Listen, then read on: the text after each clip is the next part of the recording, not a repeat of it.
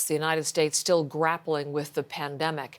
Because of that reality, the Canadian military is now having to defend its decision to send hundreds of troops south of the border for an international training exercise. Michael Serapio has the details on the mission and the fact that it's not sitting well with some Canadian soldiers, Michael. You're right, Heather, and you nailed it right there. They are very concerned about COVID-19, concerned they're being sent to the United States at a time when it is not necessary. We're talking about some 500 soldiers, members of the Canadian Forces, who will be in Louisiana, sent there to train for the next 3 weeks and participate in military exercises with American soldiers. Now, the training will take place at Fort Polk, a large U.S. Army training facility for combat, and the majority of soldiers being sent from our country are members of the 3rd Battalion Princess Patricia Canadian Light Infantry. Now, that battalion is set to become the Army's go-to battalion to rescue Canadians from hostile situations, which is why their commander says it is important that they get to training in Louisiana now. Take a listen. I would say, the risk of not doing it is quite simply worse. And the guys get it. They don't love it. Everyone knows it's tough, and it's tough on families because what was a 3-week deployment has turned into 5 when you add the front end, and we'll see what happens on the back end. But we're all in it together.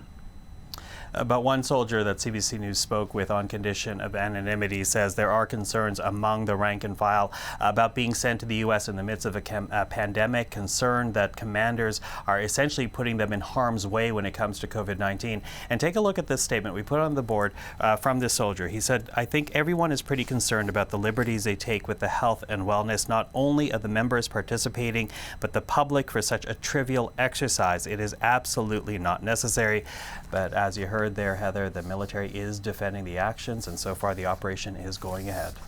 So what kind of safety measures, what kind of COVID-19 protocols will be in place then for the soldiers, Michael? Well, at this point, they are in the midst of what the military is describing essentially as a COVID-free tunnel. They are right now in Alberta and Suffield, where they are essentially rounding out a 10-day quarantine. They were supposed to quarantine for 4 days at home prior. And this includes timed meals and mask protocols while they are in this quarantine in Alberta.